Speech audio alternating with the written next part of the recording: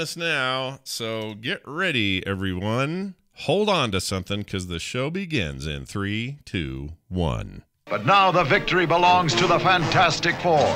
Fool! Have you forgotten my invincible magnetic power? No mere weapon can stop me. With but a gesture, I can destroy it or turn it against you. Behold! Now! Not this time, Magneto. This time I'm fighting for real. I'm interested in most phases of data processing. Fire-breathing dragons. The morning stream. The morning stream. This is The Morning Stream with Scott Johnson and Brian Ibbett. Big ol' freaking dirt blanket. The morning stream. Good morning, everybody. Welcome back to TMS. That's right. The song doesn't lie. It's Thursday, May 6th, 2021. I'm Scott Johnson. He's Brian Ibbett. I am, and he is, and you are. And you are. Or a viewer, and you are. What's that from? Wait. And you are. I don't know. Is it from something? Yes. And you are. And you are. Oh, my gosh. And you are. Why? It just sounds like something that George Takei would say, right? And you are. A little bit. What am I thinking of? I don't know. Oh, that's going to weird me out for the rest of the day. Anyway, hey, welcome back to... Ow, my foot. Welcome back to the show, everybody. We're back.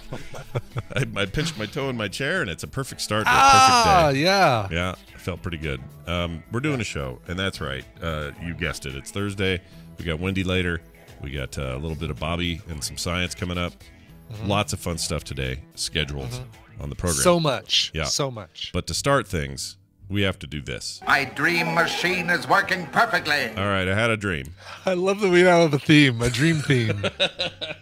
I had a weird one that had to be brought to the table. I've had a couple of weird ones lately, but I didn't bring them up on the show because they're not that different than most of my weird ones. But this one last night, boy howdy. I'll try to explain. In the dream, I was tasked by the highest levels of really world government, not just the United States, but everybody came together kind of UN style and tasked me with the important job of cutting up Johnny Depp and feeding him to everyone. So the way it works was... Was he like a cake? Was he like a peptide cake with mint frosting? That would have been easier because then it would have been like kind of squared off and easier to sort of section. Easier to cut, yeah. Yeah, right. Instead I had to it was a body. It was him. It was Johnny Depp. And he's alive the whole time. And he's laying on his back, naked. Let me point that out. Oh, well, all right. Don't know what that's about.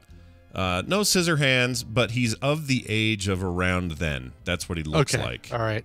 Kind of post 21 Jump Street early movies. Right, exactly. Yeah. Pre-Pirates. Yes. Now that he's in his raisin phase, but way before that. It's raisin phase. Anyways, laying there. Back when we all still liked Johnny Depp, basically. Yeah. So he's laying on this big slab, like a stone slab, and he's just sort of, in repose there, and he's alive. And the goal is, according to my mandate, was you've got to cut him up, and everybody needs a piece. All 7 billion of the world's population needs a piece of Johnny Depp.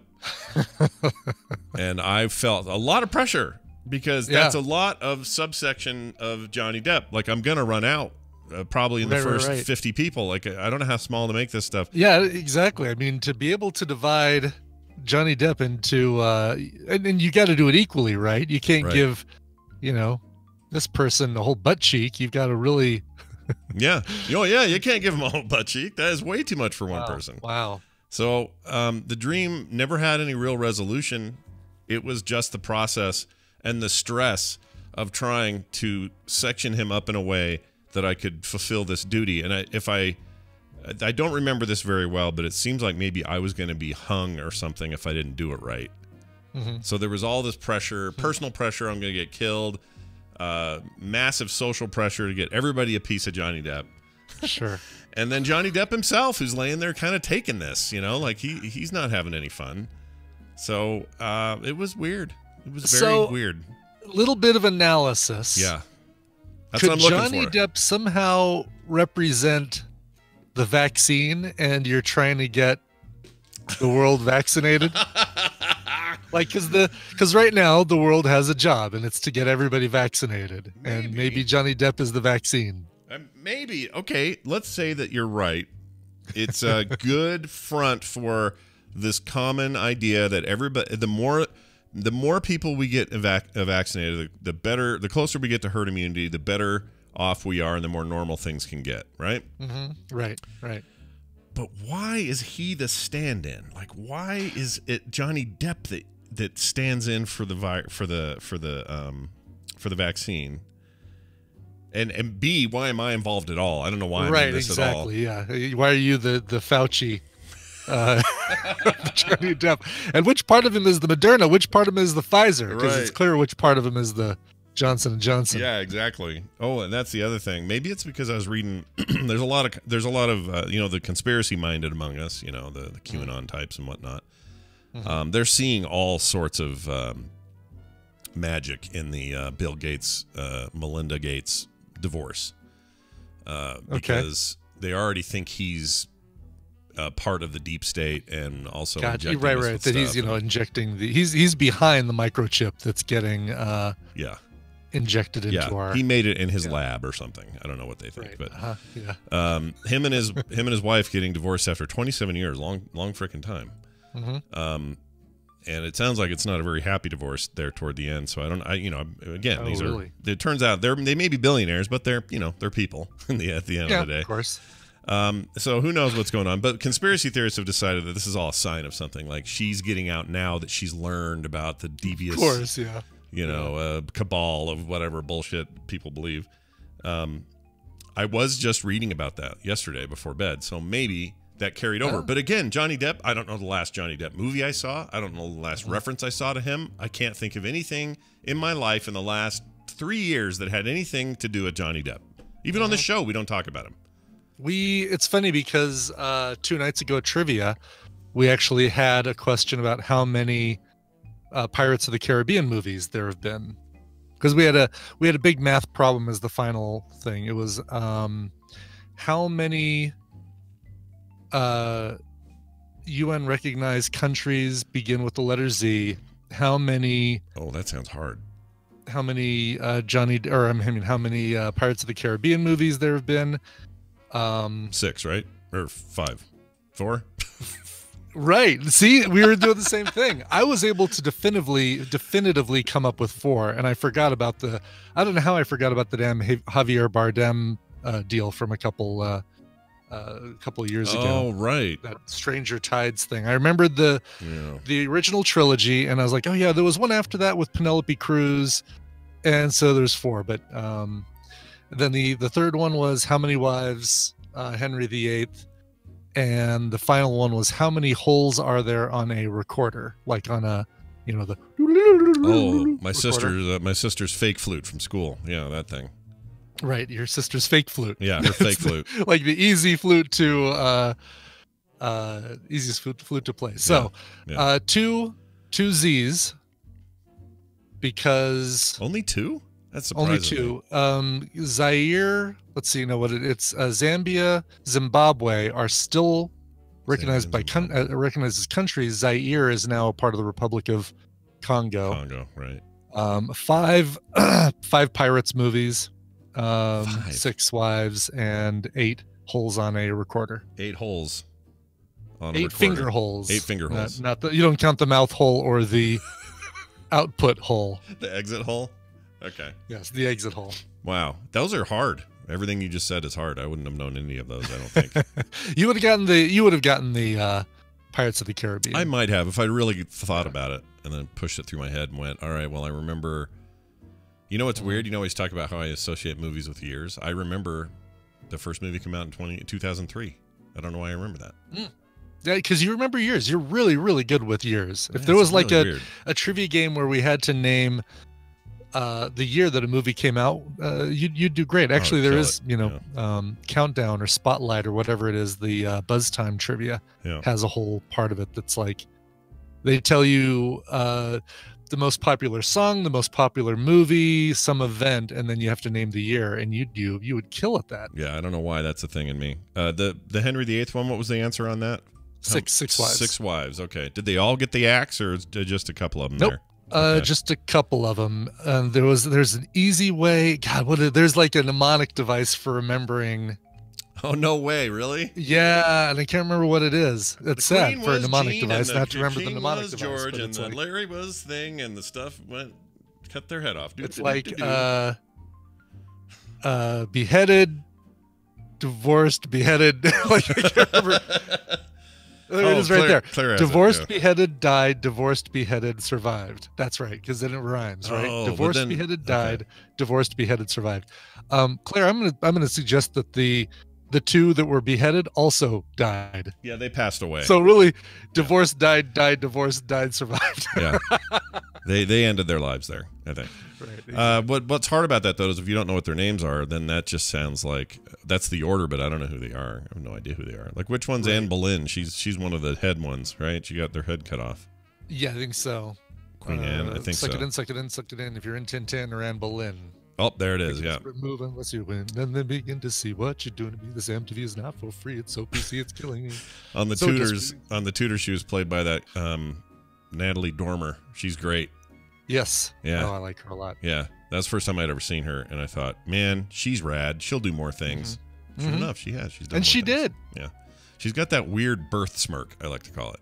She does. Yeah. Yeah, Right. when you're That would be difficult if you were dating or married to her, right? To like, is something wrong? What did I just Yeah. say? Something? Yeah. Or Are what's you up? okay? Just feeling sarcastic, You've got that or- look on your face. Yeah. Yeah, it's a birth smirk. You Right, it's like- you came out as a baby going, and everyone went, oh boy, here we go. Smirk. It's like, oh, okay, well, here I made spaghetti for both of us. Well, why are you smirking about it? Should I not eat this? Is there something about the spaghetti that I shouldn't eat? Birth smirk. Yeah, birth smirk.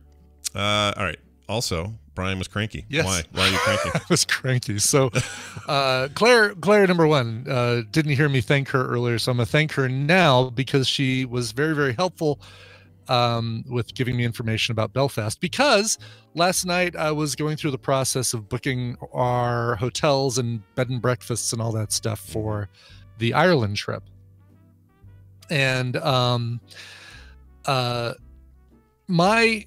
the way I do things is usually like looking on the travel sites that I trust, Discoverer, Condé Nast, things like that, and do searches for Ireland, and then just say, oh, okay, here's one that this guy recommended, or here's another one that this guy stayed at and said was really cool.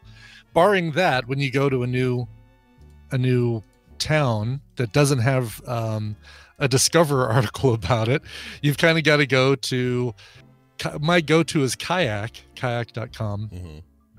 And I do a search in the area, and then I just look at the reviews on the hotels, because usually that's where you get the honest truth. Everybody says, oh, lavish, luxurious beds with soft pillows and quiet surroundings, and then you read the reviews and it's like 6 flights of stairs to get up to our room, and Yep. no parking at all. and The stuff like worst. that. So, Yep. Never trust that stuff. so I started kayak, and so here's let me set the scene. I'm sitting on the couch. Tina's over in her chair. She's got a table pulled in front of her. She's doing a jigsaw puzzle, and the TV is showing us the final season, the final 4 episodes of Snowpiercer season 2, which Gotcha. we're watching. Yeah. I have a thing I So want to I'm ask trying- you about that, but I'm going to save it for a different day because it's a long conversation about the dude who plays the main guy that was also in Hamilton. Oh yeah, David. What is his name? I forget, but I just think he's horribly. David Diggs. I think he's horribly miscast, but I want to have that. We'll talk about it a different time. Sure. Anyway, Sure. continue on. All right, so I'm thinking, all right, well, I'll just knock out a few hotels, get this taken care of, and then I can watch Snowpiercer. But here's the thing: you go through Kayak, and then Kayak gives you a list of hotels, and you read through the hotels, and you say, oh, this one has good reviews. It's in the price range we want. It's in the part of town we want to stay in, close to the things we want to see while we're there. Great. Book. Redirecting you to booking.com. It's like, oh, okay. All right. Well, booking.com, whatever. Redirects me over to booking.com. Yeah.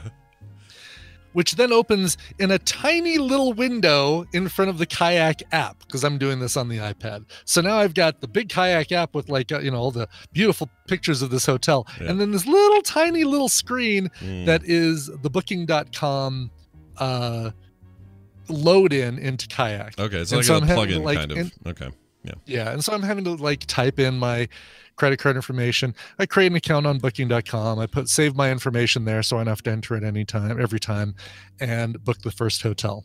Great. Okay, let's move on to the other one. Close the little booking square and then back to Kayak. Oh, this one looks good. Let's do this one. And pick that one, and then it opens another freaking teeny tiny window. Oh, you need to be redirected to Orbitz on this one. I'm like, oh my god! All right, Are they all fine, I'll book partners, on or is Orbitz. this just like I don't It's- understand why they're using It is each like other the that? they're all partners, but it's like for whatever reason, Kayak just can't let you book on Kayak. Well, it does on one of the hotels. We're staying there for like 8 nights or 9 nights. So Oh, I see. so then it redirects to the Orbitz. Tiny little screen again. Create an account. Put in my credit card information. I'm like, all right, this is just getting frustrating. Sure. So I'm doing this over and over and over again and trying to get these things booked. And each one is taking a lot longer than I wanted to, because for whatever reason, booking.com is not saving my credit card information. So I have to keep re-entering that in. Great. Orbitz is not saving my credit card info. So I have to keep ordering that again, or entering that again. And then Tina from her jigsaw puzzle looks up at the screen and says, oh, well, how did that character get put in there? I'm like, I don't know. I've been buying hotels for the last hour and a half.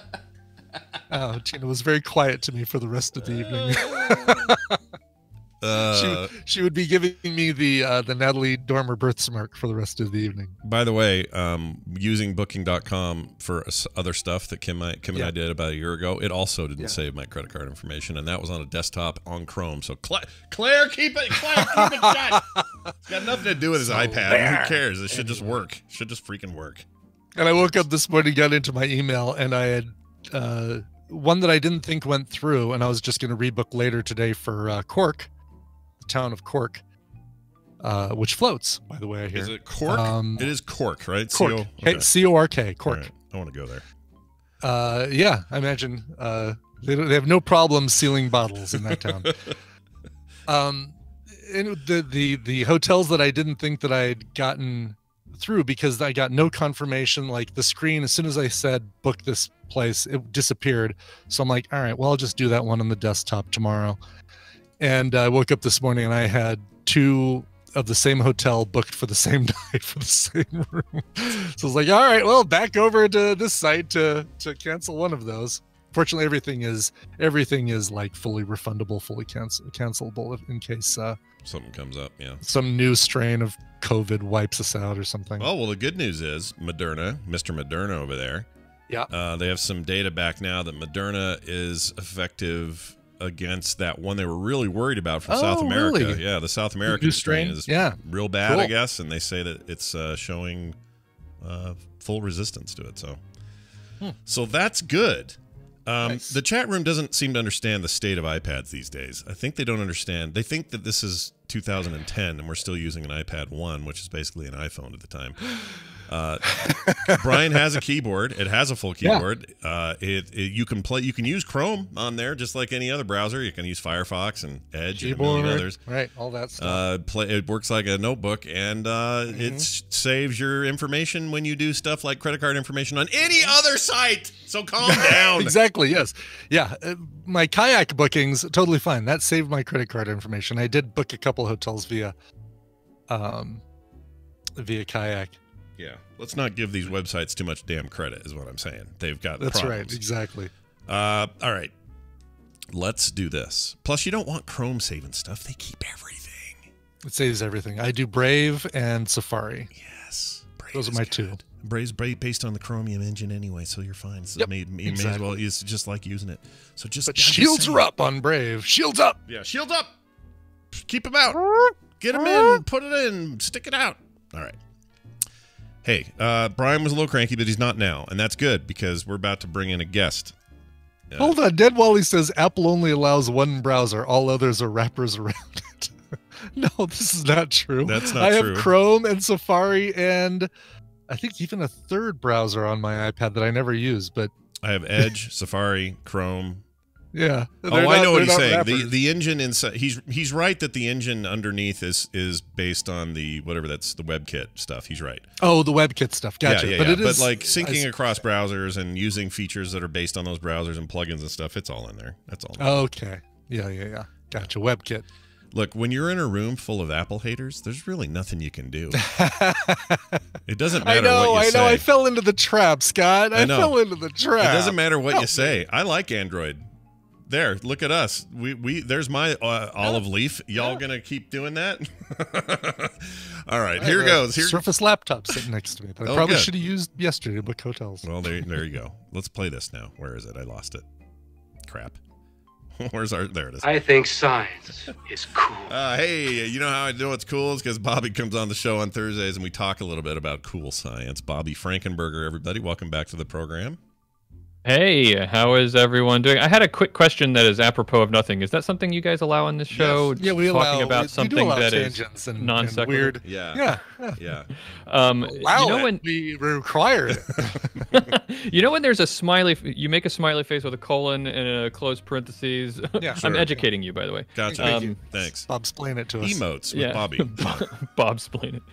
What does it mean when you have like 5 closed parentheses? Oh afterwards? yeah, like What does that mean? Is that eyes like and then double grin, grin, chins? grin, grin. I think it's like super smiley face, but they I don't want always- to do the effort of doing a D.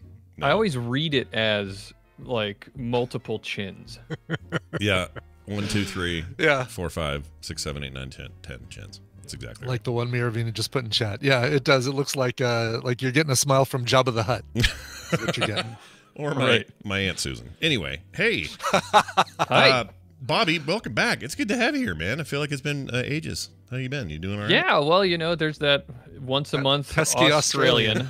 So Yeah, we let the Australian in, just messes everything up, our, and then our monthly Australian. that's right. But it's good to have you back. Bobby, of course, comes on here and we talk about stuff going on in the science world, as a science podcast we'll get to toward the end of this. But today we're going to talk about the fact that, and I think this might be true, people are starting to trust computers more than they trust humans.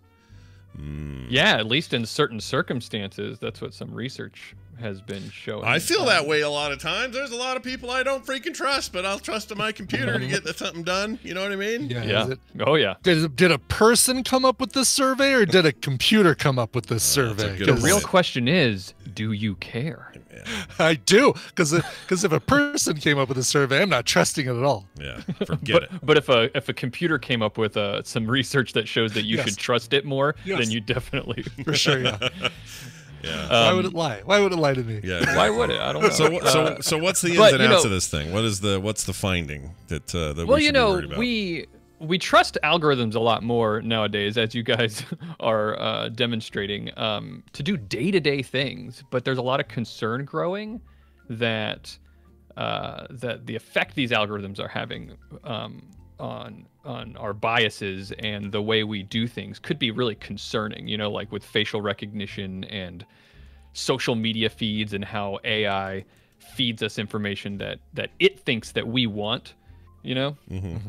And how much is that actually dictating the way that we think and do things? So there's a lot of concern nowadays about how how much we trust computer algorithms and whether we should or not. So some research, but not a lot of research has gone into looking at specifically our cognitive relationship, like our brain's relationship with our trust. We know a lot about how we interact with other people and whether or not we trust other people, but the computers now are different. Yeah. So some researchers decided they wanted to look into that. Interesting. So it goes beyond like okay, if you said to me I had to go to the DMV to get my license renewed, I would be more inclined to A, look forward to the process, and B, trust it and expect some efficiency. If you said to me, oh, it's all automated now, it's just computers, you walk in, they do your picture, they give you your thing, they print it out, you walk out of there, that is more interesting to me. Or not more interesting. That sounds more efficient to me than me going in there and having to talk to, Maud, who's behind the desk and super pissed and can't find your paperwork or whatever. Certainly, some of that is because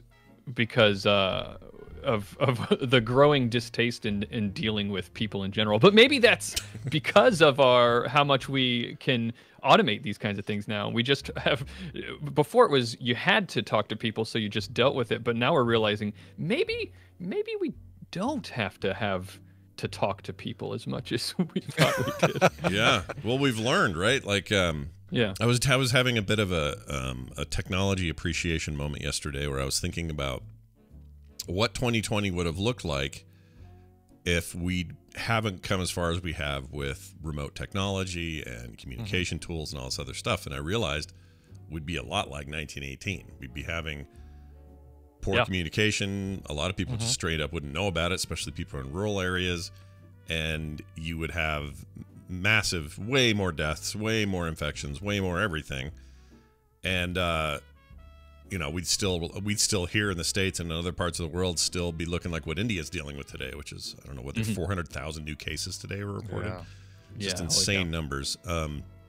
It's a little relative over there because they're their country has 1 billion people in it. So yeah, 400,000 is, a relatively not small percentage, but it's a lot of freaking people. But the point is, like, if we were then, or if this was then, we'd be kind of hosed and we wouldn't know any better.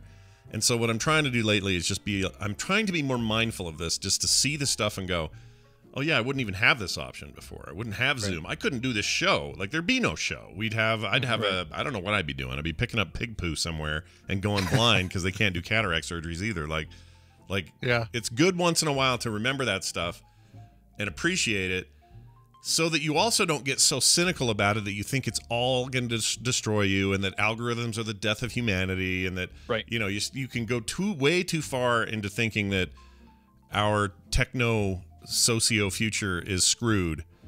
I just kind of refuse to do it. I feel like it's just human progress. And this weird concept we have of the machines taking over is fun for movies, but sucks in reality. I don't think it actually happens. Yeah, but certainly an argument can be made sort of in the other direction, which is that if we didn't have social media and these algorithms feeding these sensational news headlines to us, then we might not be in the vaccine hesitancy situation that we're in right now, because there wouldn't be as much anti-vax stuff being pushed at us, because that's what the algorithm says. But the point is that it's certainly complicated, and we don't know a lot about our relationship with how much we trust and our biases with how much we believe and trust algorithms in general. So to learn about that, you have to start with basic science and start really low. So there was a study that came out starting to look at that.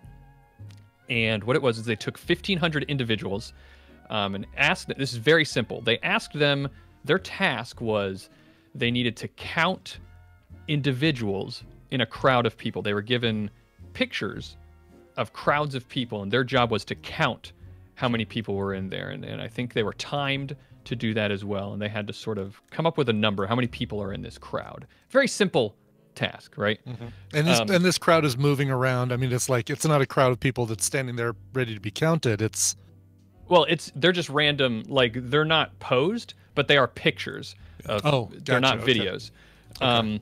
So the catch is that they were given lots of different pictures of crowds with different numbers of people, and they wanted to see how people performed. But more interestingly, what they wanted to look at was the people who were counting had the option to choose suggestions that were generated to help them count. There were two sources of these suggestions. One was generated by a group of people, like a bunch of other people would look at these and they would have their own ideas of how many, and you could look at what have other people said in terms of what do they think how many people were in this picture. You could either choose that, or you could choose to get help from an AI algorithm to count the number of people. Right. One of the fears, I just want to say this before I forget. One of the things people worry about, and I kind of worry about, I don't have a full understanding of it, so I'm not going to claim any kind of expertship on this, okay? But learning algorithms, AIs that are basically designed to learn and then output based on that learning, machine learning is what I'm trying to say, which is all the rage right now, and it has some very cool implications. Also has a couple of warning signs attached to it, because if they're learning from us, and if we are inherently, bias in some direction or another, whatever our biases are, whether they be racial or they're socioeconomic or whatever they may be, the machine learning is learning from that, even if it's just pieces of that. And therefore, we're building AIs, algorithms, and so on that potentially have learned to be like us, and in some cases, the worst version of us. And I don't mean they're going to be, they're not going to wear a MAGA hat and tell everybody to go back to the country they came from. I don't mean that. But I mean, like, they'll have little things, like if you have an AI that's in charge of hiring process at a university or something, does it include those biases that are built into the people who help make it, or it learned from, so that you start to see some of those same patterns in hiring? And by that I mean there's racial stuff, there's gender stuff, there's all that. Socioeconomic and those are all big questions still, and they're interesting questions to me, because I think they're the kinds of things that do get ironed out. There is no like monolithic, oh no, we've built an AI and now we're screwed. It doesn't work that way. Right. We've built a thing, it needs help, and we'll tweak at it until we get it right. Yeah, to teach these machine learning algorithms, you have to feed it a sample data set, like a set of whatever it is you're trying to teach it on. You have to give it a representative sample that hopefully is an unbiased sample. But like you just implied, human beings are determining what an unbiased sample looks like. And if you have ingrained biases already, there's a good chance that the quote-unquote unbiased sample is biased, because you, a human being, have decided that it's unbiased. And if you have innate biases, that it might not be as unbiased as you think. And that's why it's important for us to research how much do we trust these. And this research found out that the more complicated these pictures got, like the more people were in these crowds, the more willing the participants were to use an AI algorithm to help them perform the task, rather than asking groups of people for assistance in helping them. So knowing as a baseline that it looks like there are certain situations where we will jump to completely trusting an AI algorithm that has been designed by human beings is important for us to know. Right. Right. Even if we got so good at it that we made an AI, for example, that had none of these built-in biases, right? It didn't have any of this stuff. It didn't learn it from us. We didn't inject it in it. It was so good that it actually just became autonomous and its own thing and went off and did its own thing, and that own thing was completely free of all of our weirdness. And it found that part of our weirdness is, I don't know, I'll just think of an example, how women are treated in certain societies, let's say. And it knows the right way. So it performs the right way. Suddenly you have giant governments in certain parts of the world that are, I don't know, let's just say Saudi Arabia is not super big on women's rights. They're not going to want to integrate this into their government accounting system. You know what I'm saying? Like right. You're going to run into these things where that to them is a bias, even though the machine itself, being free of bias, is actually exposing the bias of those who... Yeah. It creates a vicious circle. And I think we see some of this now, just in little bits here and there. Like with social media in particular, there's so much hot freak out on Facebook, Twitter, and other stuff during politically contentious times, or during the pandemic, or anything where there's a lot of contention. You hear all these stories about, well, if it wasn't for Facebook serving up the stuff to the people that we know they don't need to see, and blah, blah, blah. Like people levy that claim constantly, but we don't really know. I don't know. I think you've hit on something that's super important in understanding these algorithms, which is that I think, and this is more philosophical, I guess, but it's this type of philosophy is important when you in science, which is that I don't think you actually can have an unbiased algorithm. Or maybe I should put it a different way. Maybe if an algorithm is designed to serve humanity, you shouldn't have an unbiased algorithm. Now, what do I mean by that? That sounds bad, right? We don't want it to be biased, but we do want it to be biased. We want it to be biased to serve our human needs. You know, that's already a bias. That's a bias in itself, because if you actually gave an AI, like, hey, AI, just do your own thing and tell us what you think we should do, they'd probably say, get off the planet. You're freaking destroying it. You're all terrible. Right.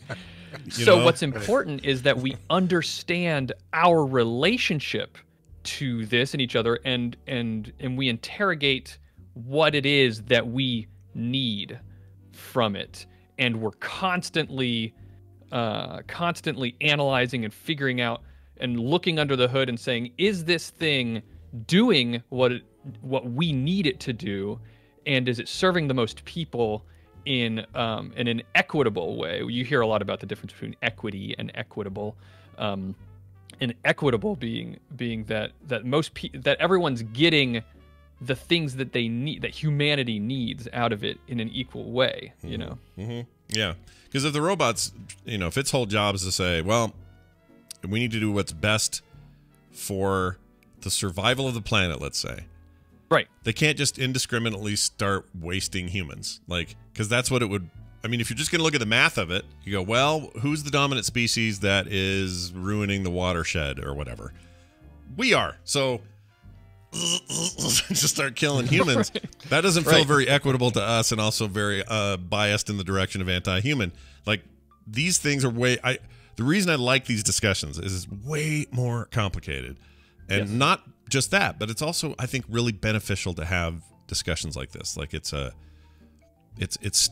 both stimulating, but also, I don't know, makes you more of an active participant in the discussion and less just reactive to link bait and headlines that are meant to throw you over the edge, or stuff that's just there to scare you, scare bait, I like to call it. So yeah, like if I had any sort of like not advice, if I had any kind of thought on this, it would be if we're afraid of technology, then what we're really saying is we're afraid of each other, and we gotta figure that shit out. If you know what I'm saying. Definitely. Yeah. Well, this is good stuff. You can find more about this at ScienceDaily.com, which is where we kind of sparked the conversation from. So if you want to read about what they had to say, you can. But you can also check out Bobby's fantastic podcast, all about science, all around science, rather. Hey, Bobby, tell us all about it and where they can get it and how they can get around to it. It's our website is allaroundscience.com, and you can also find that where you find your podcast. It's just the title of the podcast is All Around Science. Now, Scott, I had asked you about this earlier, and you thought it was a good idea that sometimes science news is slow, and I like just talking about science. So I always want to have something to talk about when I come on the show. And we thought, wouldn't it be fun to, some people might have questions about science or scientific topics, or something that they saw in science and that's not clear to them, or just, it could be as general as, what are hormones? You just don't know, and you want some help with that. We thought maybe we should let people ask questions. Yeah, for sure. Yeah, we put it out there. If you're in our Discord, you can ask them there. If you want to send us emails, themorningstream@gmail.com, you can do that. You can also ping Bobby on the various places you can find him. However you want to get those questions to us, we'd love to answer them on the show. So yeah, for sure. Keep them coming. We like them a lot. There's a lot of complicated stuff out there, and I love digging in, even if it's something that I don't know. I love digging in and learning more about something myself, and then sharing that with people. So if that's something that you guys are interested in, or there's something that pops up and you're just curious about, let us know, and we'll answer those questions. But yeah, the podcast is All Around Science. This week, on the one that's on there right now, we talked about, in the news recently, there was these headlines about, like, oh, new physics is happening because physicists have found something they can't explain in the quantum level, and now we have to throw out the standard model of physics and create new particles in physics. The world is changing, and we dig into that and talk about what that means and what it actually was. And I think I managed to actually explain something about particle physics and understand it. Oh, well, I think I finally understand Tenet after this conversation, so thank you for that. Finally, I get what the hell they were trying to do in that movie. Finally. Bobby Frankenberger, have a fantastic week. We will see you next time right here. Thank you, guys. Bye. I'll see you, Bobby. That's great. Yeah. I love that stuff. Okay. It's such a great philosophical Isn't it? question. It's great, and it it's really the one is. of our that time. movies never can fully get into because it would take a lot more than just a 2-hour Yeah, exactly. action film. Oh, speaking of which, do you remember the movie Primer? You liked that movie, right? I did like that movie, yeah. Mm-hmm. Somebody told me that they felt like Tenet was a big budget primer. Do you agree with that? I mean, and they meant it positively, by the way. They weren't being, they weren't throwing shade. I guess. I mean, there's some parallels in the way that technology isn't just in the way that the technology is represented. I guess I'd have to think about that, and maybe I have to see Primer again because it's been like it's been a while, 10 years, since I've seen it. Yeah, and as Primer taught us, your memories start to degrade after you do it too many times. That's exactly right. Yeah. Yes, like a Xerox. That's right. Look it up, kids. Yeah, go look it up. It's a fantastic movie. You should see it. All right, we're doing a thing here. It's called The News, and it's brought to you by Coverville. We're back this week. We were gone last week because of stuff, but we're back this week. And we've got birthday cover stories for Leslie Gore. She was the one complaining about her party, and she can cry if she wants to and all that stuff. As well as Robert Johnson, who legend says that he sold his soul to the devil for his guitar talent and his success and fame. Is it true? We won't explore that. We'll just listen to covers of his music. But it's up to you to decide on if it's true or not. Covers of both by folks like Rush, Quincy Jones, They Might Be Giants, the Ukulele Orchestra of Great Britain, and even the late, great Robert Palmer. All of this and more coming up 1 p.m. Mountain Time, twitch.tv/Coverville. Not to be confused with Robert Plant, who has a giant head right now. Oh my gosh. I watched that interview on YouTube. He has the biggest head. Does he really? Yeah, I saw the photo you posted in our And it's not just that photo. Like chat. I watched the whole thing and I kept thinking, is this an angle thing? Am I seeing like a trick of photography or something? No, Robert Plant has a normal man's head. He looks great for his age too. Just like looks like he's in shape and just looks like doing up fine. But his head is seriously the size of a small Volkswagen. It's amazingly really huge, funny. just a giant noggin on his head. He must have the hat problems I do. He can't find a hat to fit him to save his life. Anyway. Yep. So Coverville, check it out today. Coverville, 1 p.m. Yeah, 1 p.m. No Robert Plant whatsoever. No rubber plant. Show. Exactly. All right. Hey, check it out. A man jumped off of a building in San Diego and ended up killing a bystander below. That's not good. Oh, geez. You never think about that when you hear stories of people jumping off buildings to commit suicide. They think it's just about them, but it's not. You got a busy street down there, Movies have taught us anything, Scott. You always land on a parked empty car on the street. Yep. This guy described as by the coroner to be in his late 20s or 30s, plunged from the 9th floor of a building and fell into somebody named Taylor Kale, age 29, in San Diego. She was walking with a friend. Imagine being that friend. God, I know. It'd be like that opening episode of The Boys. Oh, jeez.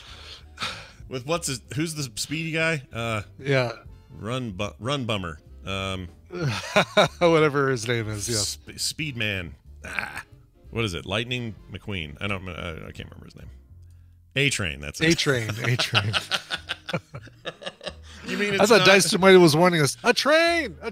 You mean it's not Run Bummer? I can't imagine that it wasn't Run Bummer.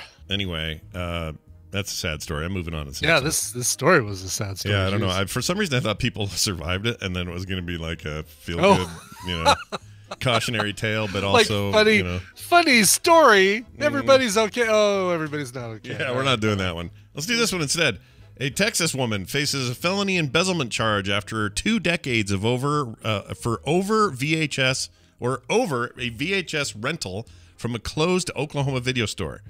All right, hold on. Let me scan this story really quick. Make sure everyone's okay. Yeah, All everyone right. lived. Everyone lived. Yeah, she's okay. No deaths. Okay. Yeah, we're good. We're good. Yeah, We're safe. okay. Perfect. Thank you for doing that. A former Oklahoma resident is now living in Texas. Recently learned that she had an active warrant for a felony embezzlement charge for the past 2 decades, 20 years, after allegedly never returning a rented VHS tape in 1999. The year of the Matrix. Again with the years. I don't know what's going on there. Right. Karen McBride told Fox 25 that she was made aware of the charge. She's tried to change her name on her driver's license after getting married in Texas. McBride said she tried to make an appointment with the Department of Motor Vehicles under restrictions put in place during the coronavirus pandemic, but received an email back that said she had an issue in Oklahoma, is what she was told.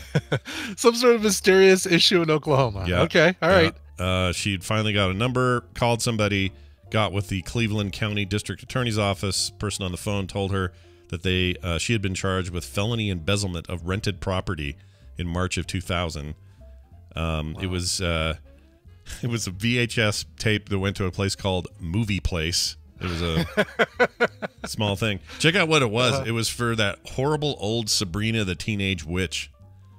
The old one with Caroline Ray and was it the TV? Was there a movie or was it just the TV show? I don't think there was a movie for Sabrina the Teenage Witch. I think it was both times it was series. We really touched a nerve for Claire on this. She We likes did. that. She is getting so much use out of her caps lock key today. It's You're gonna need new character or keyboard soon. oh my gosh, lots of all caps. Diced Tomatoes in all caps. Stephanie is in all caps. All right, is it hold up then? Okay, It's good. all right, I don't know. I remember it being kind of bad. You know what? I've never seen a single episode of it. I can't judge one way or the other. I wish I was you, because I did see one and I thought it was really bad. But I remember seeing the cat talking, like a little robot puppet black cat turning its head. There was definitely a cat. He definitely talked. I don't remember being a robot though. I thought it was just a cat, but maybe it was a robot. And then it was a puppet or something. Oh, was it? Because it would talk and it would move its mouth to talk. Real cats can't do that. And then there was like like a laugh track and everything. It was just one of those comedies. I couldn't. Yeah. There's nothing to laugh at there, right? If you're a kid, I get it. There was a movie, says Terrim 77. This is probably that. Okay? I don't know if they made it based on the show or whatever, but I don't know if you could rent VHS copies of TV shows back in 1999. Maybe you could. I don't know. Yeah. I had a bunch of X-Files tapes from back then. It says here, the first thing she told me was felony embezzlement, so I thought I was going to have a heart attack, she says. She told me it was over this VHS tape that I had forgotten to take back. She thought, this is insane. This girl must be kidding me, right? She wasn't kidding. Records show the video rental store closed in 2008, so they're gone. Yeah. By 11, 12 years. The Cleveland County, or 13 years, whatever that is. The Cleveland County Assessor's Office said the Cleveland County District Attorney's Office agreed to drop the case against McBride on Wednesday. The charges filed on her previous district attorney, so she's okay. It's all good. But by law, they could have prosecuted that, and she could have spent time in jail on felony charges because she didn't return a damn copy of Sabrina the Teenage Witch. And it makes me think that played into this. Do you think there were like attorneys sitting around at the state capitol, the state attorney's office going, I think we could let this go because it's this Sabrina thing no one likes. You think just purely based on it being Sabrina the Teenage Witch, they're more likely to say, if this was Empire of the Sun, we'd have an issue here. If this was The English Patient, my God, we would put her in jail. But yeah, because Sabrina it's the Teenage Witch. Sabrina. I just wonder if it played any role. It may not have at all. There's no mention of how much, like, did late fees just keep racking up? Because I'm not seeing any dollar signs in this article. I was really hoping that I'd see. Well, let's do the math. Back in the day when you and I would do a Blockbuster rental, what were the late fees for those? Do you remember? Was it like a per day thing? I don't remember. I think it was per day. I think it was. So, like, if the rental was $3, you would pay $3. But I think it would only go up to the value of the tape. It wouldn't, I see. You wouldn't end up owing hundreds of dollars. I think it would stop at whatever the outrageously inflated made up cost of the tape was that nobody ever paid, like $59.99 or something. I wonder if there's any way to see what were Blockbuster late fees. Oh, this is actually a common search here. Let's see. Blockbuster suit over late fee. Oh, I don't care about any of this. I want to know what they were, and nothing says. Yeah. But if it was, let's say it was $3 a day, that brings back a memory for me for some reason. If you rented it for $3 and then you didn't get it back the next day for a day rental, they charge you $3 every day that it wasn't returned. Right. Is my memory. So if you take 2 years, let's do this math. This is gonna be fun. Okay. So 2 years is 365 days. And as people point out here, and you see this a lot, mentioned a lot in the last Blockbuster documentary, they dropped late fees, and it was a big thing. Like they had a big old commercial with somebody who turned out to become really famous later on, whose name is completely escaping me. But oh, weird. I kind of remember that though. I have a vague memory of it. Oh, here it is. Okay, 730 days. That's 2 years. Sorry. What we need is 365 times 20. Okay. So that's 7,300 days, Brian. 7,300 days times $2.99 a day. That's if they don't stop at the value of the tape. Correct. And I don't know if they do or don't. Because this is Movie Place, and who knows what their rules are. So that turned out to be, that's $21,827. Oh my God. Yeah, that's a lot. Wow. It's a lot. But once the place goes out of business, that stops, right? That late fee would stop racking up. And I guess when you go bankrupt or you close your business, your owed debts get reported to the county or the state or something. Must be. Yeah. But also, like, how that all works. If a guy at a if McDonald's, let's say, if an employee at McDonald's stole 20 hamburgers one day, but then McDonald's folded. I love when we go into analogies like this. Yes, please continue, please. So he's got the burgers, and McDonald's closes down permanently. The record still shows he stole those burgers, so the crime's still committed. That would be more of a criminal record as opposed to your independent contract with this individual company. Right. Right. I mean, the stealing stuff would be a theft that gets reported and then the police get involved. You owing $1.99 to the Movie Place for not returning Sabrina is just part of the agreement that you have with the rental company. Right. They can take it to a collections agency if they're still in business. Right. Or as Dan Wally puts it, creditors can go after you after something else declares bankruptcy. After bankruptcy. So the company goes bankrupt. Their list of assets and deficiencies. Well, there's another word for it. I can't remember what it is. It goes to forfeitures. Forfeitures goes to the state or to the county. I think that's the word. Yeah. Debts? Is it just debts? Just debts? Is that it? Assets and debts. Sure. Okay. Anyway, I hope her viewing of that film was worth it. Okay. Worth all this. Or that series or whatever. Is it possible that Sabrina the Teenage Witch in that current form, like I like the new Netflix one. It's cool. It's like I haven't seen it either, but I like I think Shipka was great in Mad Men. So yes, you'd like it. It's good. It's sure dark. It's dark and weird and cool. It's like they go. I'm still knee deep in Person of Interest, and holy cow, Amy Acker. She is just fantastic. I like nothing Amy Acker. At all bad that I can say about Amy Acker. Let me think for a minute. Is there anything I can say bad about Amy Acker? No. You can't say anything bad about Amy Acker, and I defy you to try. She's pretty great. I remember her from like Alias, like way back. Yeah, right. Alias, The Gifted. She was on that X-Men TV show for a while. I guess she was on Angel. I never saw Angel, but she was on that MacGyver reboot that didn't last. Oh, was she really? Did that really happen? That happened, right? There was a MacGyver reboot. Am I remembering that wrong? Anyway. Yeah, there was a MacGyver reboot. We talked about this. There was a lawsuit over it, and it brought up our whole discussion about remakes, sequels, and reboots, and the differences between all that. There you go. Oh, she was also the voice of the Huntress on Justice League Unlimited, which was very good. That's all cool. right. Well, for whatever reason, I thought she was married to somebody like Whedon or Soderbergh or something like that. No, she's married to James Carpinello. Oh, well, she was in The Cabin in the Woods, the Whedon, and Angel and all that. Yeah, an Angel, and I bet she made an appearance on Dollhouse and stuff like that. I mean, it feels like she was in everything that. Well, I'm kind of glad she wasn't married to him because it sounds like he's kind of a pain in the ass right now. It kind of does, doesn't it? Yeah, everything I've heard of him lately is not great. So. Yeah. All right, we're going to take a break. When we come back, my sister Wendy will be here. She'll join us, and that'll be great. Before that, though, we need a song, and I imagine Brian's probably got one locked and loaded, so fire away, Brian. I've got one, and, you know, as much as people will think that, Brian only picked it because it's by somebody named Tristan, I didn't, okay? I didn't. It's by somebody named Tristan, but it's not spelled Tristan like my son's name is. It's spelled with an E, Tristen.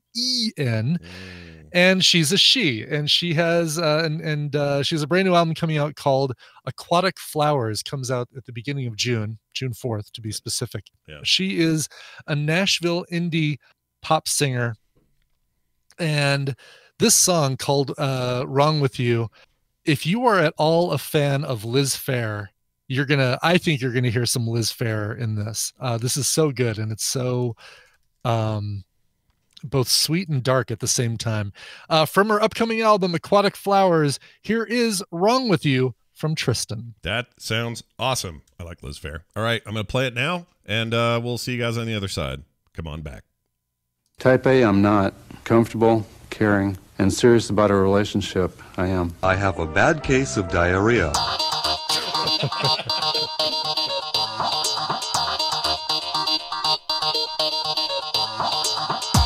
The Morning Stream. Hit the road, Buster. This is where you get off.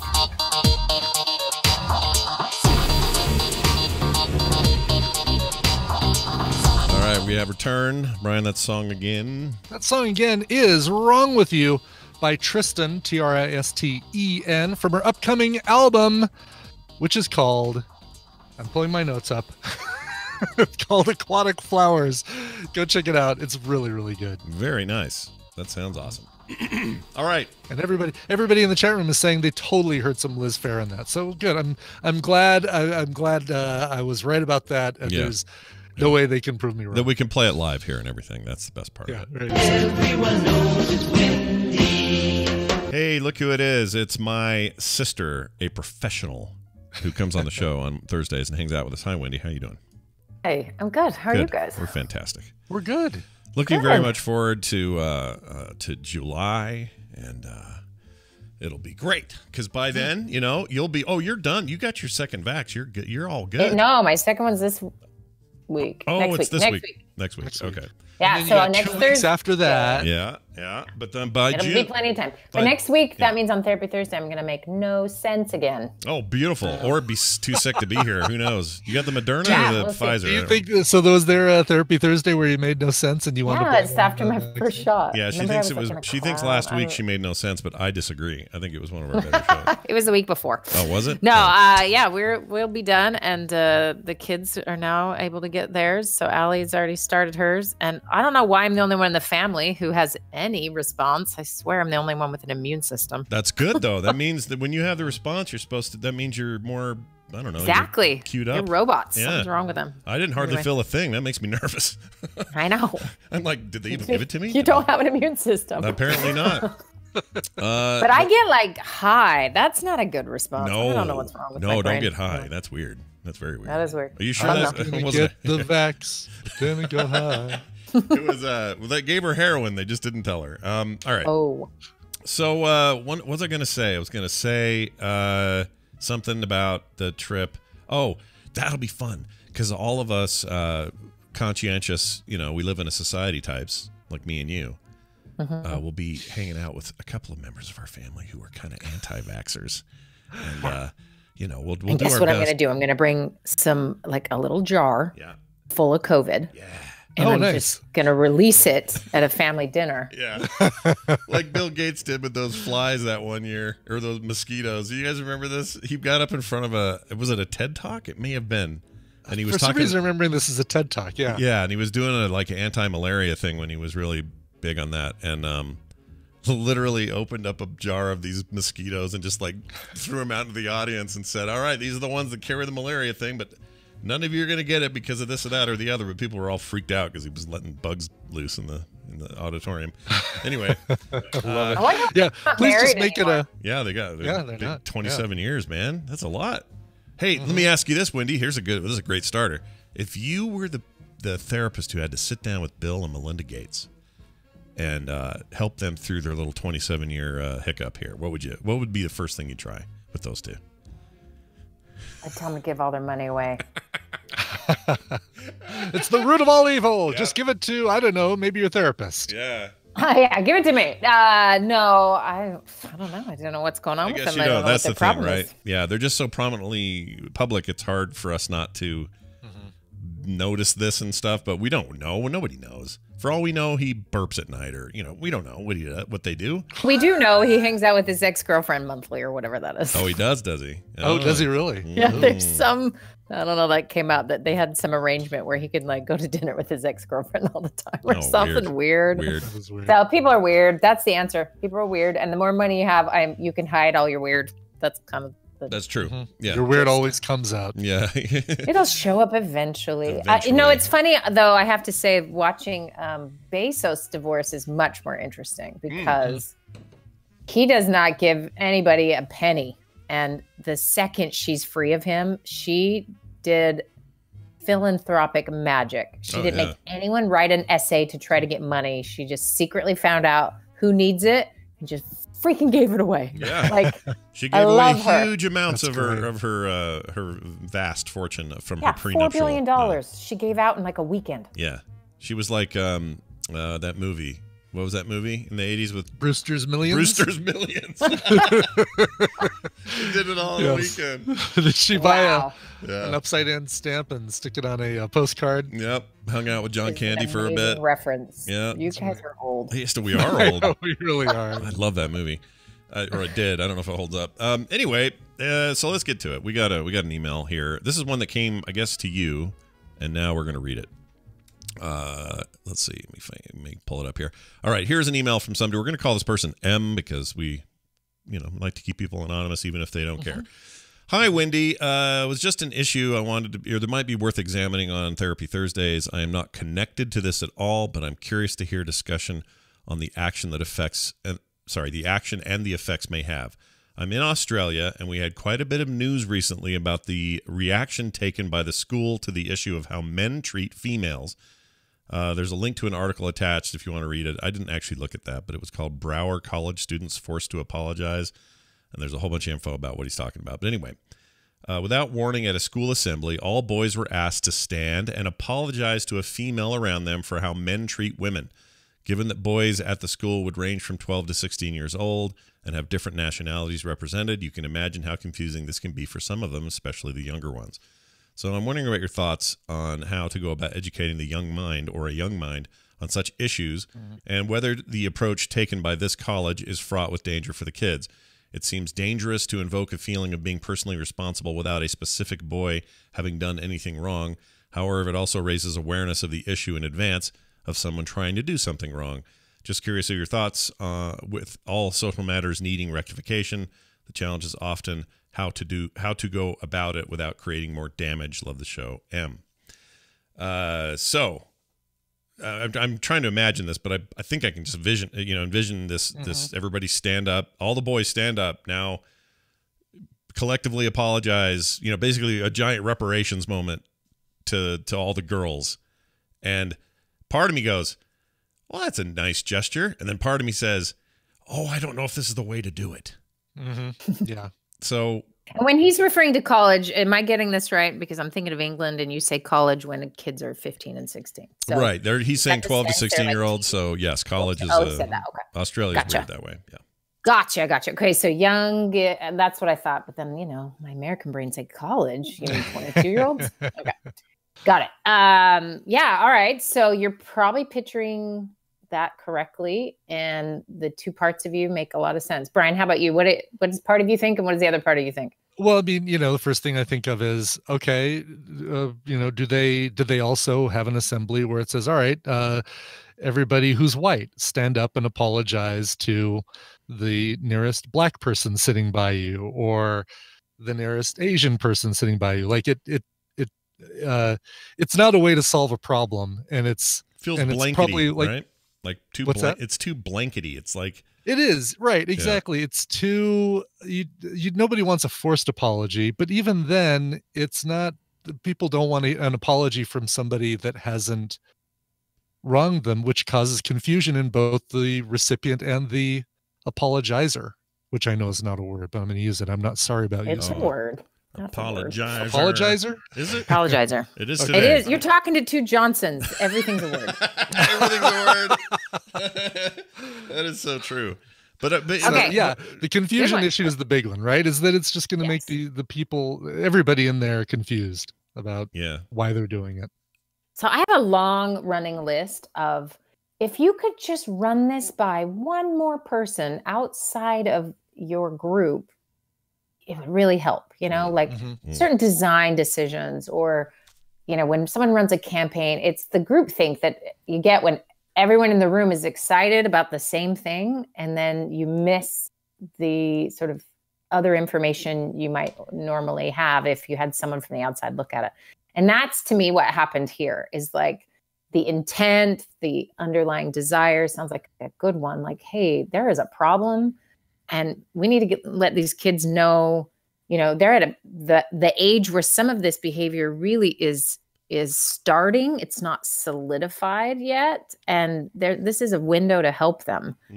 But then just run by the gimmickiness of this to someone who, I don't know, has some expertise, and they go, oh, wrong approach. Maybe there's a different version of this. And so it just sounds to me like it was a exciting, energetic. They really did. They didn't have anything planned for that assembly, or the person that they did, the juggler that was going to show up, canceled, and they need to come. It's up like with they something. saw too many movies. Like you can't all stand. The idea of everybody standing up and going and saying "I am Spartacus" over and over until nobody can tell who Spartacus is a really sweeping, effective, really dramatic thing to do. And so you think the idea of these boys standing up proudly and going, I apologize to all girls and women for and the next kid, I apologize for that. Like, I know what they're aiming for. Apologize. I know what they're aiming for there, and I get it, but it's so no one's going to learn anything. It's from so that. two-dimensional, right? You're not going to learn anything from it, and it's so thin. And it reminds me of a fail video that starts out like you're going to see it go well, and then it doesn't. Yeah. Right? Like, okay. So I want to share a time this happened to me. It's a little different. And these were much older professional setting so they clearly didn't run it by anybody. Yeah. So when I started graduate school, so everyone's in their mid-20s and plenty older. So, any age range, but a lot of us were probably in our mid-20s. And so we're in grad school, and the first day there was this attempt. They had hired some consultant who came in and was trying to create sort of awareness. And, this is social work. So you got to realize all these different people are coming from different places, and everyone has different experiences. And on day one, we want to make that clear that, here's a place where everyone is different. Well, I don't know who thought this through, but what they did was they put us in a giant circle. And so there's 100 and something people back when you could be crammed together. And we were all crammed in this weird circle in this room. And these facilitators asked people to step forward if they had been discriminated based on their name or whatever. So someone steps forward, or if you had received welfare as a child, or like they pulled out every this is supposed to be a therapeutic place, by the way. And they pulled out every sort of deep, sort of difference or question, or, that made you feel left out. Like, have you ever been picked last on a team? They covered the gamut, right? Okay. And so people are stepping forward, and there are always, lots of people not stepping forward because they didn't have any of these things happen to them. Right. Yeah. And here's the thing.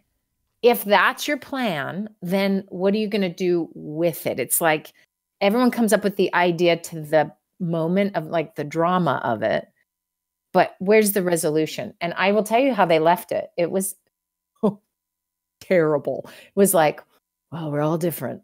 And that was like the end. And all these people have just like let everybody know they were on welfare, right? Like what did you just do? It was so bad. And I will tell you, and you can, I'm not going to tell you what the rest, but you can Google it in my brain and you will hear that it was one of the most sort of cranky, disconnected classes that school had ever had.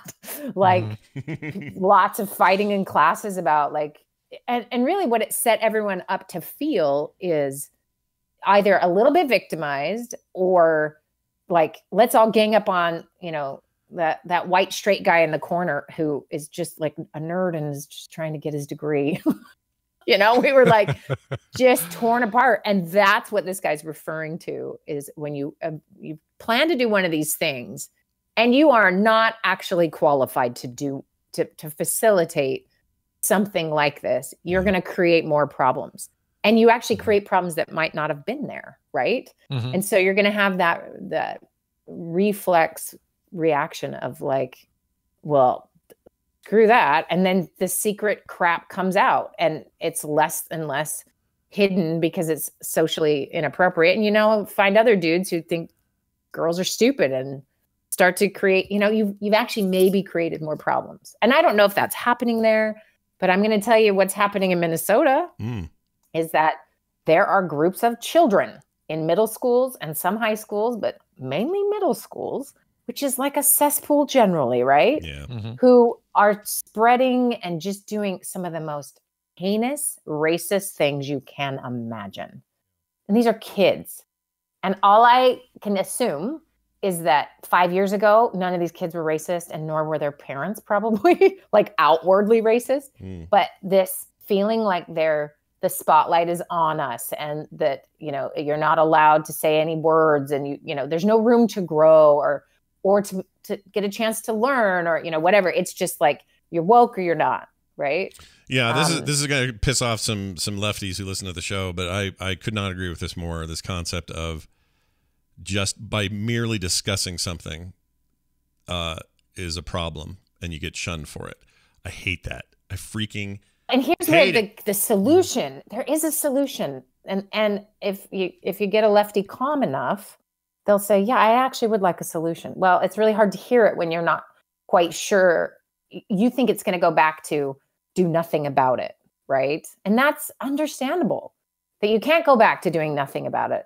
But when you do something about it, there is a better version than the let's make everyone feel a certain way that's very dramatic and think it's going to work for everybody. It does work for some. I'm sure there'll be some boys in that class that was a meaningful experience for them. And they realize like, oh, I am kind of a bully or I do act sexist or, something. I don't know. But there are going to be plenty that will just get really defensive. And now they will feel victimized. And when they feel victimized, what do they then do with that? Right. Mm-hmm. So you can see the backlash. And here's the thing.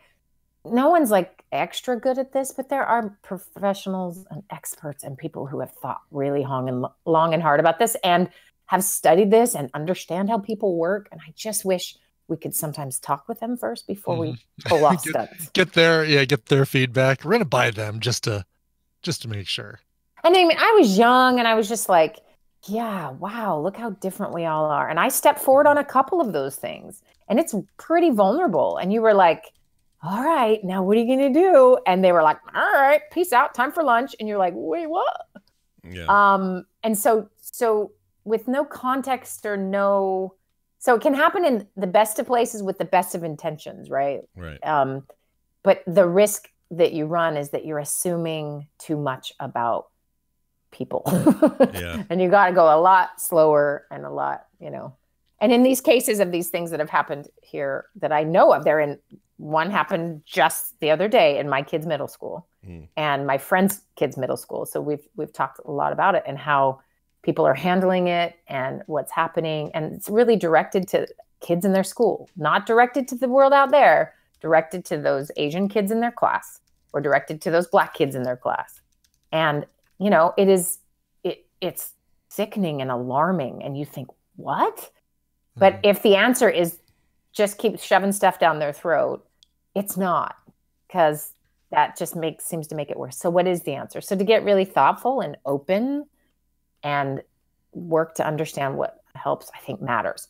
Now, I mean, I can't speak to what they're doing in Australia. Hopefully they've seen the backlash maybe to it and recognize there's maybe more to be done. So I want to ask you guys, you're the experts now because you both have your sociology PhDs. Mm-hmm. Tell me. From that book you recommended a couple weeks ago. Yeah, that one time we read that book. What is the solution? So we have a problem with gender discrimination everywhere. I work with some people in a couple third world countries, and wow. Yeah, we think it's, you know, just slightly irritating. It's still, you know, thriving. And so the problem is out there. What do you do about it? If you want to help these 13, 14, 15-year-old kids treat each other better, what's your idea? You take that same assembly, and instead of making everybody or all the boys stand up, you educate everybody on gender discrimination and what the obvious examples are, and maybe some of the not so obvious examples are. You can't really talk about the workplace 78% pay for women that men have and stuff like that, but you can talk about examples that happen in a school setting, things that that they might be aware of that they don't realize is discriminatory. Yeah, I would agree with that. It's going to take a nuanced, like, smart approach by people who know. Like, somebody I follow on Twitter always talks about the death of expertise and how we're living in this time where expertise is being ignored in favor of, emotional outbursts and, bad ideas or, assumptions or purely faith-based arguments and things like that. And in a situation like this, you would want to inject some expertise. So somebody who knows about this stuff, I don't know what they're called or what job that is, but somebody that could actually come in there and tell people what goes on around them, but also knows how to talk to kids, doesn't talk down to them, doesn't assume they're stupid, and isn't trying to just create a pageant out of it, which is a lot of what this sounds like to me when you get up and say, now everyone stand up. Raise your hand if you, like, come on. Like, kids are smarter than that, and also they're smart enough to know when they're being condescended to. And so they're going to react the way kids react. Just like a lot of adults react that way today. Like, if you're going to treat somebody like they're stupid, they're going to recoil and pull further away toward whatever thing you were trying to teach them not to do. So there's that conundrum with expertise, right? Right. Which is, it feels pretty powerful to knock an expert, right? Well, I read a thing, and so that guy can't be right. The guy who spent his 30-year career studying a thing and has maybe the humility to understand that the more you learn, the more you realize there's so much more to know, right? Whereas when I read a quick article, I got the gist, I know. And so it feels pretty powerful. And yet it, gets us in a lot of trouble. And then conversely, if I think I know, and then I feel like someone's condescending to me, now I'm doubling down, right? Mm-hmm. So it's a problem in both directions. And it's one challenge, like, I was listening to this podcast about left and right brains and just how much we don't know. Like, this was fascinating about my field is we're like, well, this fMRI study showed that in the right frontal cortex, this thing happens. We don't know how the heck that happens. We don't know why, and why does it only happen in some people? Like, it's still a mystery in so many ways. We know some things, but we're talking billions of neurons we don't know, right? So that level of, like, curiosity, when the curiosity goes, we're in trouble. So anyway, they were talking about how more and more scientists now will get their education and it's all technical, it's all left brain dominant only, and it sort of skips. Previously, you'd have to read some poetry and take a philosophy course. There was just more to developing scientists, or overall historically, than there tends to be now. And so when we get really into the proof and black and white, and and it can go in any direction, right? So even we're missing maybe some nuance. And I think what we're finding is we're all experts, but none of us are experts, and that's what's tricky. So when an actual person who knows what they're talking about, or for the most part, we can just knock them down and criticize them and not do what they say. Or maybe people aren't willing to become experts because it's not fun anymore. Right. I don't know. Yeah. But there is a lot of people who've studied humans for a long time who could maybe assist in some of this. And I get that that's maybe hard to access, and it just feels good to do this thing. I don't know. But, sometimes you try a thing and it bombs. And so then you've got to figure out a different way to handle what's happening, Mm-hmm. I don't know. It's frustrating. And I can imagine, being a parent in that school and really being like, I get it. I really get it. And being frustrated with the approach, because I can see how teenagers aren't going to take it. Right. You also have to you have to think of I'm thinking of these teachers and these administrators and, whoever was up on that stage orchestrating this. It's easy to just go, dummies. How could you be so obtuse? How did you do that? Whatever. But I don't think any of them meant any harm. They thought this was the right way to do it. Sure. Like there's this other part of society where even if most people agree that it was the wrong way to do it, we have now put them in perma jail for doing it the way they did it. We haven't even given them a chance to say, oh, yeah, I did. I guess now that I see the difference, we haven't even given them a chance to see that it was better. Good examples happening in the chat room. There was some discussion years ago where I talked about transgender folks participating in sports and all the controversy around that.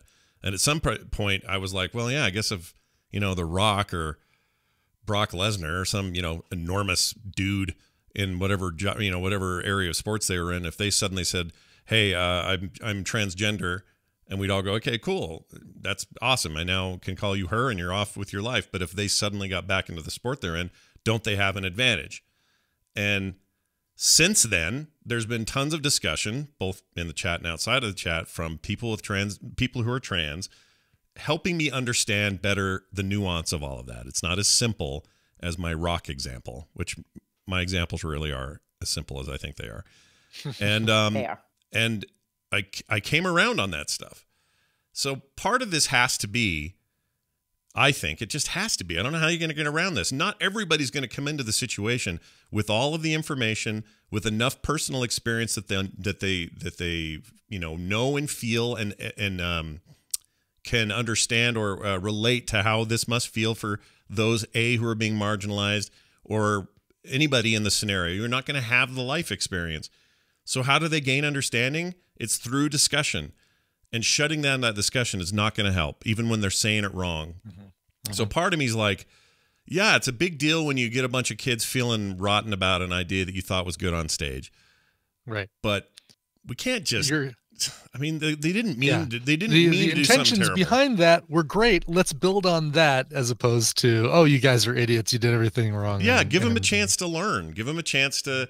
And I know that the kids and them learning maybe is more important. I won't deny that. They've had their chance. They're an adult. They should maybe know more at the stage they're at. But this just throw people in the trash because their life process didn't match up with yours is a bummer. Like, we got to stop doing that too. That's bad.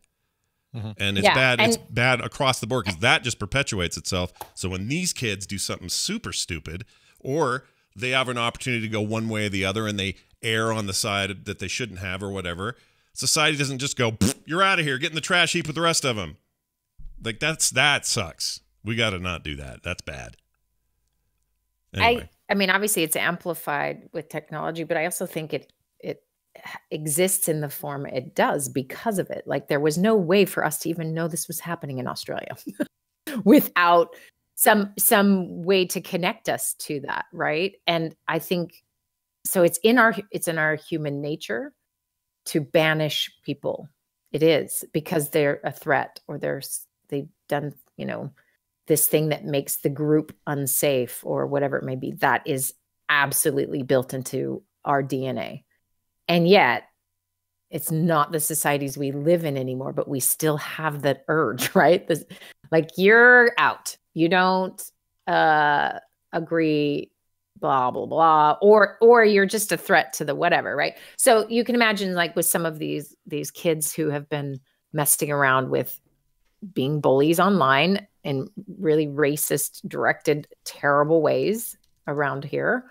I don't know what their parents think. I don't know if this is just, hey, I'm mimicking what my dad taught me. That's possible. But my guess is most of these parents are like, what? What has just happened? Because whether they, are annoyed with some of the wokeness or something, I don't think they think threatening other students because of their race is what their kids should be doing, right? And so there is some openness on the part of adults to try to help kids learn. I think we're a little better at letting kids have space to learn. Some kids, and then sometimes that's not the case, right? And I think we don't give a lot of leeway to adults. But if you think about in your own lives, I mean, raise your hand if you've banished anybody in your life in the last year and a half, maybe 4 years. Like, it's tempting, right? Because it's so uncomfortable. It feels disconnecting and unsafe. A person you thought you knew suddenly is saying things you cannot believe they're saying. And if you think about where we're at in those moments, psychologically, emotionally, we're in our very fight or flight defense modes, right? Mm-hmm. And that it narrows our vision, and we literally can't see other things. And we lose curiosity, we lose openness, we lose compassion. So our brains, I'm obviously on my right-left brain kick at the moment, but our brains need both sides. Yeah. What's so fascinating, let me just throw out this thing. If there is an injury to the right side of the brain and your left side off, it is the part that's undamaged or not damaged, right? Right. Those folks will experience just so much more anger and irritation. And those who have a damage to the left side and the right side still intact They don't have the same kinds of problems. It's really fascinating when you look at the brain damage areas of the brain. So that tells us kind of what that area does, right? And that's because anger flares only on the left side. And that's the side that wants order. That's the side that's black and white. That's the side that's logical, right? And I do think that's a fascinating find that, are we all operating in our angry left hemisphere sometimes? And if we are more so doing that, why? And what does a better brain balance actually look like? And so I don't know the answer, but I do know that this stuff is loaded for all of us in different ways. I mean, take my example in grad school. You could not have found a better audience who would have sucked that up and just been like, yeah, right. Look at all these challenges and but seal it with something, right? Mm-hmm. Like it was terrible. It was a terrible version of this attempt, let alone a school where everyone's going to be really different in different places. So it's just risky and maybe a great chance for them now to remedy that. I think maybe if we could normalize redemption a little more, it would help. Right? It would help. Yeah. Nobody's asking. Nobody's saying, hey, I really feel for Harvey Weinstein. I freaking don't. I want to kick him in the nuts. That's not, I don't think that's what you are advocating by saying that or what I'm saying. I think there's just sort of there's a middle space where we just have to, some people just don't have the right language yet. You know what I mean? Yeah. Like some people were raised in the, 60s and 70s and they're old now and they're running a school in Australia and they just don't know how to say it because they don't have the language of it. The language of it is different and nuanced and new and I have a hard time condemning them. I think it's possible to be very critical of the method without condemning them to an early death. Like, I just think there's more that can be done. Otherwise, what do we even do? What has happened in that school, right? Right. What led them to that moment? And to me, that's always the most interesting question. Like, what happened to Harvey Weinstein? Like, what is the inner world there that led to that human doing the things that he did, right? And I get there are people who that they can't be curious about that because it feels too freaky, or it's not okay, or he's just the worst, right? Like everyone's, I understand that too. I do think there is that, like, what's the curiosity behind, like when you're saying maybe you don't have the language. Mm-hmm. You didn't have the language to talk about transgendered issues. Mm-hmm. You have more language now. Yeah.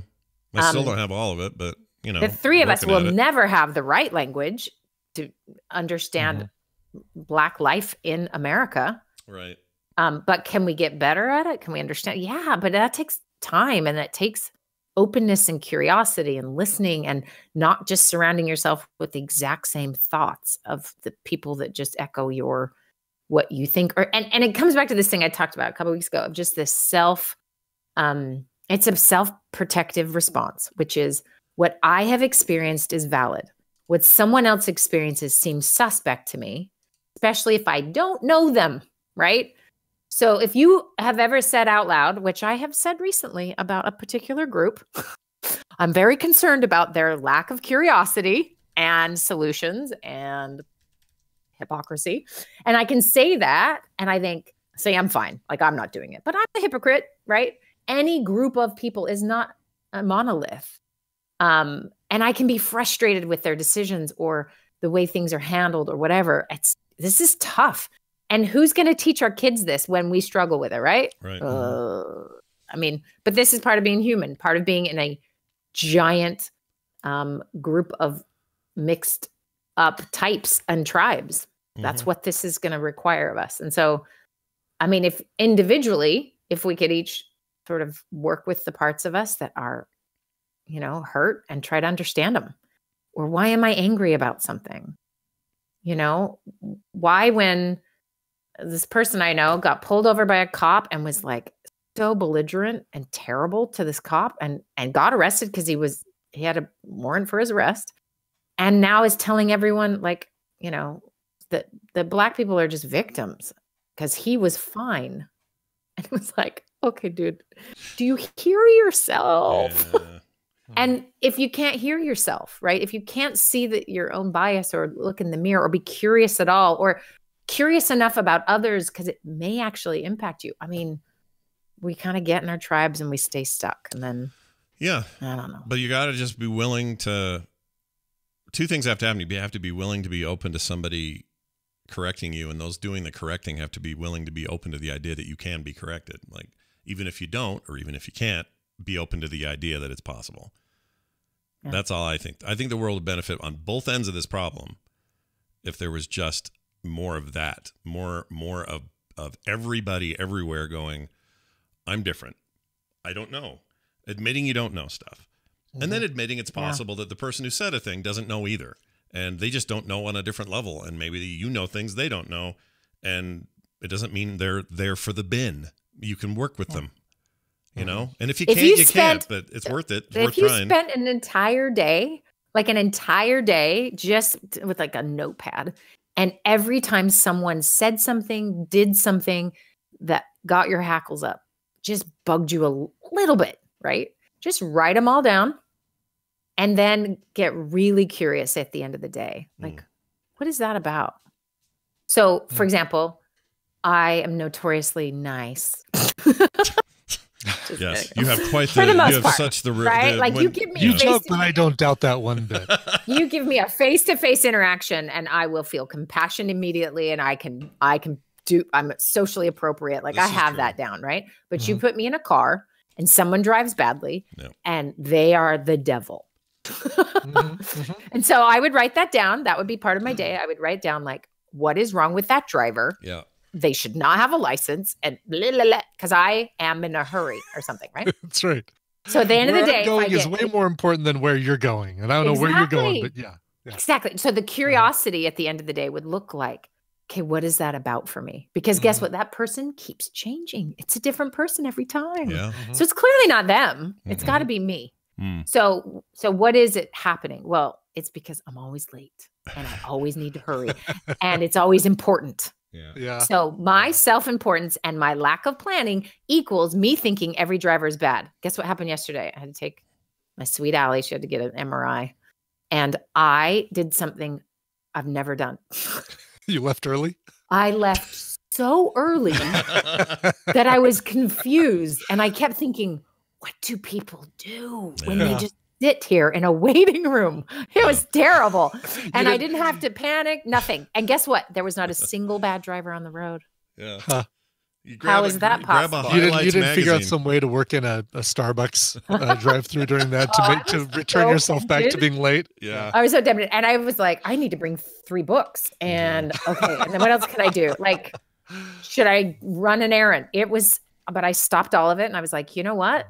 This is a big deal. We need to be there on time, whatever. And we get there and I just had time. And she was like, thanking me for taking her to her MRI. It was so sweet.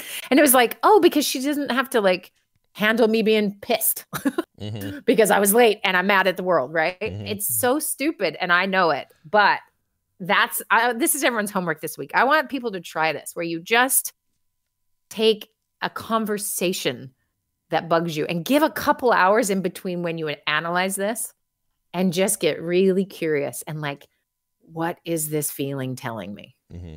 And you can ask it. Remember, Scott, when you talked to your foot that one time? Take a minute and just like check in with the irritation. I talk to him all the time now. We've developed a real strong relationship. Yeah. But it's weird because now it's talking back. Yeah, it won't shut up. That's the problem. Shut up, foot. Right. Yeah. Right. So if in my case, it would have been, all right, what is this irritation about this driver about? Well, it's about my safety, isn't it? Yeah. In the end, yeah, probably. I'm putting myself in this position. Yeah. And this part's like, I got to protect you because you're an idiot. So here we go. I'm going to get you all riled up. So you got adrenaline in case there's a car crash, right? Like this thing is working for me, but I have created this scenario and I need to get curious about it. Like, what is this actually about? So let's take that event. So this has been true with the vaccine, right? So the vaccine, I don't take medicine. I'm I have to take vitamins now. Turns out I have like no vitamin D in my whole body. Yeah, I did it. I went to the doctor finally. You know what doctors do? They find out things that are wrong and then make you take vitamin D. Yeah. So I'm taking vitamin D and every day I'm like, I don't want to take this. Like, ugh. And I'm like, okay, I got to figure out what that's about. But so the vaccine comes along and I'm like, yes, everyone get a vaccine. Yeah. And then I'm like, I don't actually like things like this. And so I got to work with, and so like, take that. I have some awareness about that. And this other part of me, herd immunity, making sure other people are safe, making sure my family's safe. Like that means more to me than I don't want to get a shot. And so I can override it. But there are plenty of us out there that there's some reason, there's something going on. And if we can't get curious, we'll just stick with our tribe and our guns and we do whatever our gut reaction tells us it is. And without curiosity, sometimes those gut reactions are overly protective and look like some bad stuff and make society hard. I should have mentioned too about the foot. That stopped it. I haven't had a problem with that foot since. And I don't mean like conversations with it. I mean like the reason I talked to it in the first place, because you said, hey, is there something on you that like hurts or is bugging you or whatever? Yeah. And my left foot had been driving me crazy. I didn't sleep well at night. It was almost like permanent restless foot syndrome. It was like constant. I didn't want to ask the doctor about it. I want to deal with it. I just knew it was like buzzing because I'm weird. And then when you had us do that, it like legit worked. Like from that day forward, my foot doesn't do that anymore. It's really weird. Like it's almost magical. I know it isn't. It just wanted to. And here's my unifying theory. My unifying theory of the universe is this: everyone, including our feet, just want to be heard. Just want to be listened to, just want to be seen. Right? Yeah. And so when you do this kind of event in a gymnasium anywhere in the world, especially Australia, I don't know why especially, but you are trying to get these girls to be heard and seen. Yeah. That's what you're trying to do. But you might have missed that those boys also need to be heard and seen. And that when everyone's heard and seen, they tend to calm down, just like your foot. And so that is our greatest challenge. And that includes internally. So notice, I'm not listening to or seeing the certain parts of me that need to get in the car and hurry, right? I'm not actually taking care of myself. So this other part's like, fine, we're going to hate everyone as we get on the road then, because this is how we're going to keep safe. So it's a dumb example, but it really is the example of what we all are doing on an individual level that then shows up in the world. And that's why someone can sit in the dark and write horrible things on a computer to other people, is that they aren't being seen or heard, and they don't know how to do that with themselves either. Right. Because I can't do it with a driver, and I can do it face to face, and I'm not going to do it online. Mm-hmm. Like, we're all at different places, and that's okay. But I mean, it really does start with this idea. And think about anyone you know. If you could really listen to them, could they calm down? Yeah, they would, because they wouldn't feel like we were saying with experts and people who were being talked down to, like there's this, that's what it is. It's like, really listen. So I'm going to recommend something that I thought was fascinating and also made me feel hopeless at the same time, which is the second act of the This American Life episode recently. Yeah. The first act will make you want to punch people who drive Teslas in the face. Yeah. The second act, though, it's whatever the most recent version episode is, not the rewind. I think there's a rewind this week. But the second act of it is this attempt to get people who are hesitant about the vaccines to get a vaccine. Mm-hmm. And what it takes and what they are thinking. And like, it's fascinating. Mm. So somebody listen to it, and then we'll have a conversation about it. All right, yeah. All you Tesla lovers, give that a shot, and we'll look at it. Well, it's not all Tesla owners. You'll get confused. If I could get a Tesla, I would get one because I like electric cars. But I get your point. I get your meaning. Yeah. There's a certain air to it. Well, you don't get mad. I mean, nobody feels this way about the Nissan Leaf, is what I'm saying. I'm going to tell you right now. We have a Nissan Leaf, and trust me, no one is trying to punch us in the face. All they're thinking is, you guys can only go 100 miles, and then you got to charge for 8 hours. That seems cool. Yeah, that's right. It makes me so mad. Yeah, how has that been? Like, just as an owner of an electric vehicle, have you guys? I mean, obviously you've probably seen the gas savings and stuff, but like overall, how's that experience been? Do you like it? Yeah, we got it, and then there was a pandemic, so we never drove it again. And perfect timing. Yeah. No, we really saved a lot of money because no one commutes anymore. Adam got it to commute, and the gas savings is astonishing. But I have to say, it is hard to only have 107 miles. Yeah, I was gonna say, do you ever say, "Oh, it'd be really fun to do a road trip"? Oh, no. Or like the kids have these different camping things in faraway places coming this summer, and I'm like, literally, one of us cannot drive the other kid to camp. It's not going to happen. So it's definitely inconvenient in that regard. So I get the Tesla, I get the better battery thing, but it is. I have to say, what's the most fun about it is the quietness. Now I think every car is just ridiculous how loud it is. Yeah. Didn't some states, or I don't know if this happened, wasn't the deal that some states were going to make electric car makers make the cars produce more engine noise, just fake engine noise, because they were worried about people getting hit more often because they don't hear the car coming. Right, because they walk in front of a silent car. It is and everyone has headphones in. I mean, it is dangerous for sure. Yeah. But it has a little fake beepy thing when you go backwards.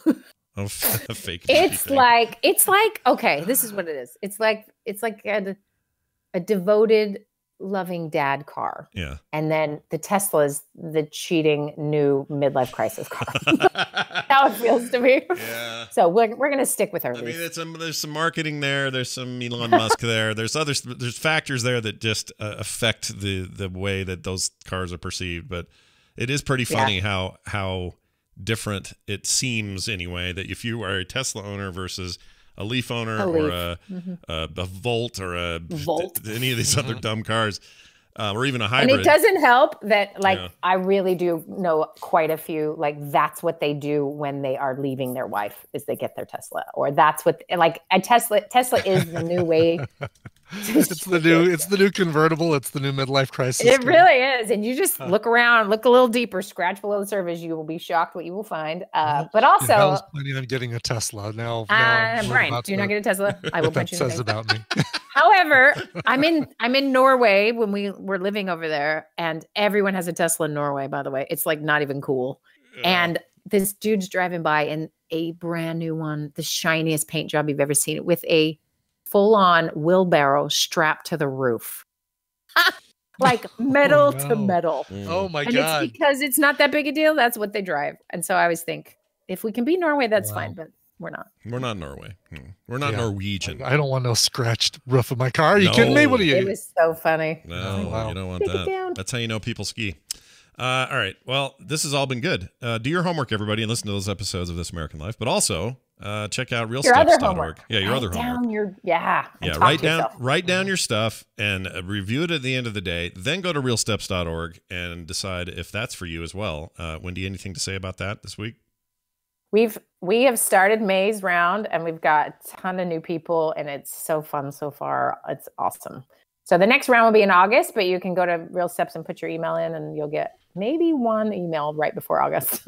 Oh, well, very nice. To remind you, maybe two. That's our next round. So we do it every quarter, February, May, August, and November's the super fun because it's Thanksgiving.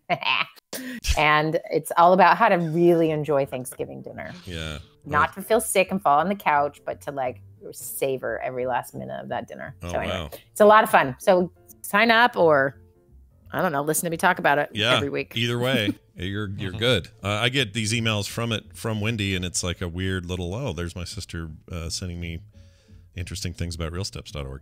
You too can be those people. So go sign up. Hey, Wendy, have a fantastic week, and may all of your school assemblies be non-controversial. Bye now. I stunned her into silence there. She didn't know what to say. You did. All right, Brian, we have come to the close of today's proceedings. And really, there's nothing much else to say except for this. It's sort of a new month. We're 6 days in, but if you haven't already done it, head on over to patreon.com/TMS. Great content like today's is only possible because you support us via the Patreon. Patreon.com/TMS. Don't be afraid. Head on over there and check it out. We're also at frogpants.com/TMS. And before we go, we're doing one of these. I like to eat. We're going to eat this right here. Like my sneaky way of... Yeah, that was good. You got it in for your last second. What's that? Let's do the beef. A bag of beef. A bag of beef. Thick sliced beef jerky. Tara, we don't know for sure, sent these in. No, we know for sure it's Tara. Oh, it is Tara. Okay. She has confirmed. I'm going to open this bag of beef, Japanese beef. Do you think this is real meat in this bag? Ooh, I hope so.